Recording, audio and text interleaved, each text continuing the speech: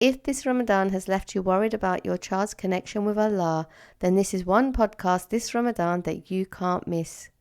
I'll be sharing with you in today's podcast how to connect your child to Allah subhanahu wa ta'ala and 3 simple small steps that you can take in these last few days of Ramadan to massively improve your child's connection with Allah. Here's what we're covering. Number 1, how your child's connection with Allah develops. Number 2, where your abilities and mother lies to influence that relationship.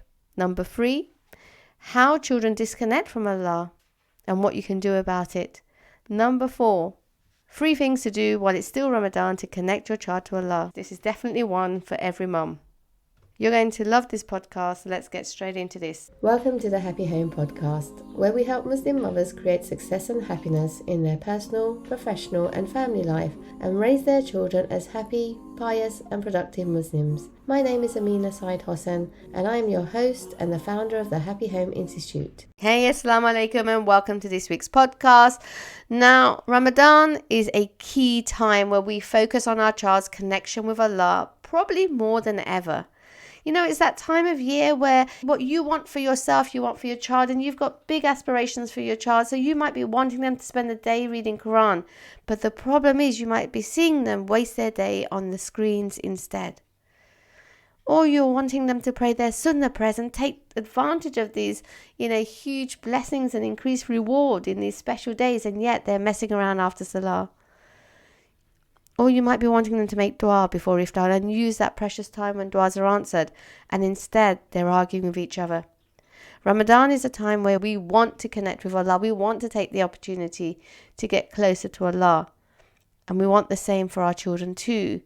Yet it can be really frustrating and really worrying when you see that your child is not making the most of this special time. Now, when we ourselves have taken a journey to Allah, where we might have wasted years, lost and neglectful of our deen, we find Allah, we find peace, we find purpose in our deen. And because of that, we become determined more than ever to save our children from wasting their life too. We want them to be connected to Allah. We want to protect them from haram and be productive in their time and practice their deen early on. Now, this is a wonderful wisdom that Allah subhanahu wa ta'ala has blessed you with, of course. And you want to share that with your child. More than ever in Ramadan, in fact. You want to see your child taking their deen seriously. And so you remind them. And you remind them. But it falls on deaf ears. So in today's podcast, I'll be sharing with you how you can connect your child to Allah subhanahu wa ta'ala.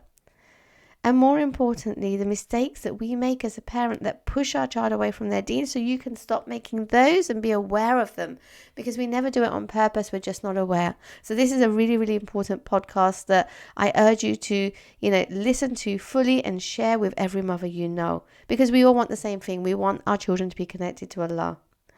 I'll also be sharing with you in these last few days of Ramadan 3 small steps that you can take that will have a huge impact in your child's connection with Allah. Now, these last few moments of Ramadan, no matter what has happened, it's how you end it that counts. So end it strong as a Muslim, but as a parent. And I'm going to show you what to do. So this is the one Ramadan podcast that all mothers must listen to and share with other mothers. Now, before I get into this, don't forget, I'm running a free training just after Ramadan on the 15th of April. This is for you if you're fearing that it's too late in your parenting, that it's gone wrong and, not as you'd hoped. And now, no matter what you do, how hard you try, you can see that you're losing your child. Maybe your child rejects everything you say, or they do the opposite of what you say. They might say that they don't want to be like you, or they want to get away from you, and they avoid you at home. They spend time alone or on their screens or with their friends, but they avoid family time. And you've been making dua all Ramadan for Allah subhanahu wa ta'ala to save your child and guide your child. Then, as well as listening to this podcast today, because this will really help you, you also need to sign up for my free masterclass on how to save your child. I'll be outlining the exact steps I take my clients on to create a close and respectful relationship with their children, no matter how bad the relationship has become. Don't lose hope, my sister. Sign up today. Places are limited, but this is a class you will not want to miss if your relationship has not gone how you wanted to with your child. Now, right back to this podcast. So here's how our children's connection or disconnection with Allah develops. Now, it's really important that we understand this so that we understand how to connect your child. Okay? Your child has a connection with Allah or a disconnection that you're seeing. How did that happen? Well, when our children were young, when all children are young, they see their parents as Allah. For them, you're the one who loves them and cares for them, looks after them, feeds them, takes care of them when they're sick, buys what they need, protects them, shelters them, is generous to them. You're the one who knows everything, so they come and ask you. You're the one who they have to be obedient to. Can you see how all of these traits are attributes of Allah subhanahu wa ta'ala? And you will notice many of his beautiful names encompassed in these qualities. But your child does not know that Allah subhanahu wa ta'ala has these qualities. They know what they see until they learn who Allah is. So in these early years, your child sees you like you are Allah for them. Then as they grow up, they see that you make mistakes and even commit sins, and you'll find that they'll be really disappointed or shocked that you're capable of doing something like that. To them, you are perfect, and they can't equate your perfectness with your shortcomings. Indeed, you may remember a time yourself when you realized that your parents were not perfect and how that felt. Until you reconciled in your mind that your parents are human and will make mistakes and they're trying their best, and that it is only Allah who is perfect. Sometimes it takes us our whole lives to reach this point where we stop feeling let down by our parents. So we want to avoid this happening with our children too. Now, no matter how hard you try, you will not be a perfect parent. Only Allah subhanahu wa ta'ala is perfect. You are human, you will make mistakes, you won't always be consistent, and you won't always know the right way to deal with things. You try your best, and that's all you can do. Keep trying, keep learning, keep growing. But there are some big mistakes that have serious repercussions that you want to avoid.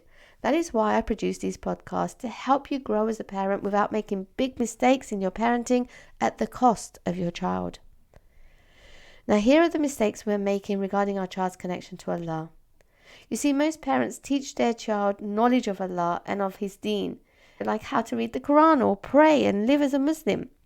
But we forget the most important things that are needed for your child to implement that knowledge. Because they can have the knowledge, but they won't use it unless they have a good relationship with Allah. They have to develop that relationship with Allah. A good relationship. How do we do that? For the child, their relationship with Allah becomes dependent on their relationship with you. Because remember, they see you, their mother, especially their mother, as Allah in the beginning. So their relationship with Allah develops based on how you are with them. If you are loving and forgiving, they think Allah is loving and forgiving. If you are harsh in your words and keep reminding them of their mistakes, they think that Allah is harsh and unforgiving. If you are protective of them, they will see that Allah is always protecting them. But if you expose their mistakes to others and complain about them to others, they will think that Allah shames us and makes us feel humiliated. So they won't want to go close to Him. Equally, if you as a mum doesn't wear hijab or pray on time, you will find that your daughters will struggle with hijab too. Or your children might not be consistent with their prayers too. So how you are and what you do builds that connection with Allah for your child. It's not the only factor, but it is the biggest influence in their life. So you see here how your child's relationship develops with Allah. They're building their impression of Allah by how you are and how you treat them. It stands to reason, right? Because if they see you as Allah, then they see your behavior and traits as those of Allah too. Now children, they take this further. When they are hurt and angry by how you treated them unfairly, how you didn't listen to them, how you don't understand them sometimes, and that builds up over time, it is easier for them to blame Allah than to blame you, because the love they feel for you, the need they feel for you is so much, so intense that it's hard to love you and be angry at you at the same time. They need to be okay with you. So instead of being upset with you, many times I've seen these children actually become upset with Allah. They blame Allah for what they're experiencing. Equally, some children might be tested with illnesses or conditions, or their families break up and they don't understand why. So they end up blaming Allah, thinking, why me? Why is this happening to me? And they might even go so far as to think, well, Allah doesn't like me. That's why. So this is how a child's relationship with Allah develops. And when we're focused on teaching our children knowledge, we miss the opportunity to help our children build a relationship with Allah based on who He is and not who we are. Now let me say that again. Our child's relationship with Allah needs to be built on, knowledge of who He is and not who we are, because they're experiencing who we are. And we need to help improve that relationship with them so that who we are is a good impact on them, but also help them understand who Allah is for them in context of their life, not in theory, because they can't apply it. Now, you know this to be true, because how much of your own early Islamic studies knowledge do you recall from when you were young, apart from the basics, like your 5 daily prayers and your 5 pillars? How much of that knowledge do you actually recall? But can you remember when you were a child and what you thought of Allah, and how reflecting on that now is based on your experiences rather than your formal learning? The formal learning is important, but it's secondary to the relationship with your mom. Your relationship with your child as a mother is key to their connection with Allah. If that relationship is close, then you will rarely find any concerns with their connection with Allah. They will do what you do and take your knowledge and ponder on it and try to apply it. But if your relationship with your child is not solid, then they'll reject your reminders and the things you teach them about Allah and their deen. They won't want to pray or read Quran or spend time with Allah. And just as they avoid you, they will avoid time with Allah.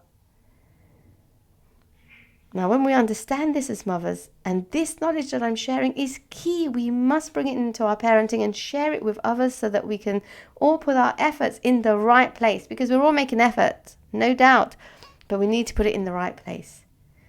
We need to build our relationship with our child. That is key. Now, if you're seeing from what I'm saying that your child's connection with Allah is not close, especially this Ramadan, then here's another mistake to avoid. Don't put pressure on your child and make them feel bad, like a bad Muslim. Allah won't be pleased with them. Don't do it through pressure and shame, because that does not work to connect our hearts to Allah. In fact, it's a repellent. It makes us go the other way. So if this is what you're seeing, take the pressure off. Manage your thoughts so that you're not imagining the worst outcome for your child, fearing that they won't live a good life and live as a good Muslim. Instead, focus on your relationship with your child. Put that first. Make that strong, and you will see how their relationship with Allah flourishes. We often actually sacrifice our relationship with our child by nagging them to pray and get angry with them for not doing more. But this just pushes them from you and from Allah. There is no compulsion in Islam to believe. Belief has to be nurtured. And as a mother, you have a super gift that as long as you build a good relationship with your child, and that's not just where you think it's a good relationship, but because your child is obedient, but because your child thinks it's a good relationship and they enjoy your company, then their relationship with Allah will naturally develop with ease and from a place of love and not fear and shame and pressure. Now, knowing this alone, what I'm sharing today will transform your parenting if you become conscious of how you are with your child. And you can't be over-pleasing your child, because then they won't know any consequences. And that is not how Allah is with us. What you want to do is let the attributes of Allah shine through your parenting. Show them the mercy of Allah by being merciful to your child. Show them the generosity of Allah by being generous with your child. Show them the forbearance of Allah by being forbearing with your child. Not quick to punish, giving them time to change. And remind your child when they're making statements like, "Mum, you know everything," that actually, no, only Allah knows everything. I'm just a human being. I know a lot, yes, but that's to help you, but I don't know everything. So your child learns from very early on to distinguish your humanness from Allah's perfection. Now, if you're thinking, I've got it. This makes sense to me now. I know what to do now, but how do I do this now that my parenting has gone wrong? I don't have such a great relationship with my child. We clash, we argue, they bring out the worst in me, and now we avoid each other. We walk on eggshells around each other. Then you need to do 3 things that I'm going to share whilst it's still Ramadan.